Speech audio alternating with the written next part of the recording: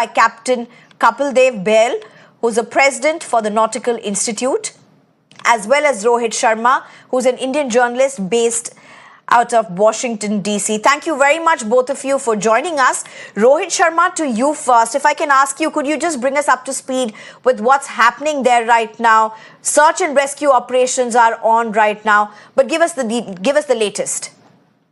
So, as you spoke, and thanks for having me first. There are about close to 20 people, who are feared to be in the water. 6 people, as you said, are unaccounted for. Several vehicles are underwater. The police they've ruled out terrorism. It looks like all the Indian people on the vessel are safe. And a quick, detail that I wanted to add to your report is that the ship was being piloted by locals. So the government of Maryland has a law wherein whenever a ship comes through the sea to the port, it has to be piloted by a local pilot. So, given that and the fact that there was a local pilot, something definitely must have gone wrong with the ship. They did issue a Mayday warning before it hit the bridge. We know the power was out before they announced that it was going to be Mayday. So there are a lot of unknowns at this point in time. But I think major concern for everybody, and we just heard from the White House that the President Biden is also monitoring the situation, has spoken to Governor Westmore as well. The fact is that people are really worried about those people who are unaccounted for and people rescuing those people from underneath the water. I think that's the biggest concern. And I think obviously, there'll be a time to do investigation and get in more details as to why this happened and then what could have been done to avoid it.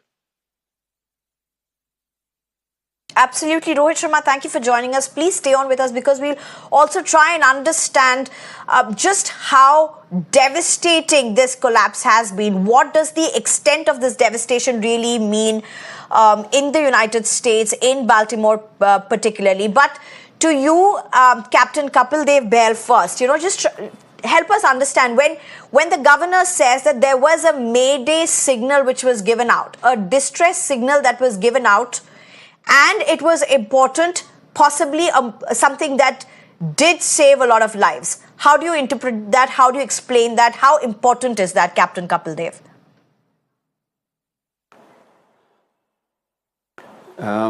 Good evening, Miss. And my heart, of course, goes out to the unfortunate loss of lives and the distress that the Indian captain, the chief engineer, and the officers on board must be going through now. But to answer your question, there are several causes of such an incident. But if we take into account the direct question about the Mayday, effectively it signifies a loss of power. So that could lead to a loss of propulsion, a loss of steerage, or both. So that, of course, is an emergency signal.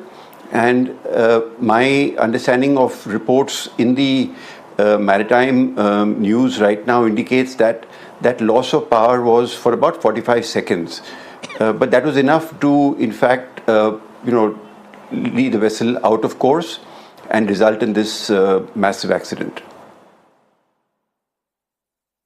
No. So before I go to Rohit Sharma, Captain Kapildev, very important for us to understand, when you talk about loss of power for 45 seconds, could you explain to our viewers how critical this could be? It is very critical. I must add that she left Baltimore port. So she's a very large vessel. She's a 10,000 TEU, 100,000 ton plus vessel. So there's a huge momentum. When she left Baltimore just past midnight, she was traveling for about an hour. So the distance is about 6.5 nautical miles or so. Now, in that period, she would have gathered momentum. So a loss of power for 45 seconds literally means that the ship has lost propulsion and lost steerage, and both. So propulsion effectively means that she is not able to now go astern. She has gathered momentum, like I mentioned, and in order to stop the vessel, such a huge vessel, she requires almost a nautical mile of a stern power to reduce the momentum. She would have lost that. And loss of steering means she would not be able to go port or starboard to avoid a collision. So a loss of power, effectively, if that news is correct, means that she is not able to now maneuver and get out of the way of the bridge support pillars. Right. Okay. I have more questions for you, but let me just go across to Rohit Sharma at this point. Rohit, for what's happening right now in Baltimore, could you just try and explain to us what the road ahead looks like? Of course, rescue and relief operations right now, full swing going on even as we speak. But that apart, even for those, that are the unaccounted fears that remain, just how big an infrastructure collapse is this for somebody who is not familiar with this key bridge? So that's a very good question, actually. So this bridge connects. It comes from 695, right? It's one of the main highways off of Baltimore, and it connects Sparrows Point to Hawkins Point, right? I mean, so it's a very, very important route. It connects two of the most important parts of the city of Baltimore. So that's going to be out of the equation right now, right? Until this bridge is built, the traffic will have to be rerouted. People will obviously have to find other ways to get to Sparrows from Hawkins and Hawkins to Sparrows. That's number one. The other thing is, I think, and this probably goes back to what President Biden has been trying to do. He passed the big infrastructure bill last year. And one of the key points was to identify certain areas, right, certain bridges and roads which could be improved on. This bridge has been here since, I think, probably another last 100 years or so.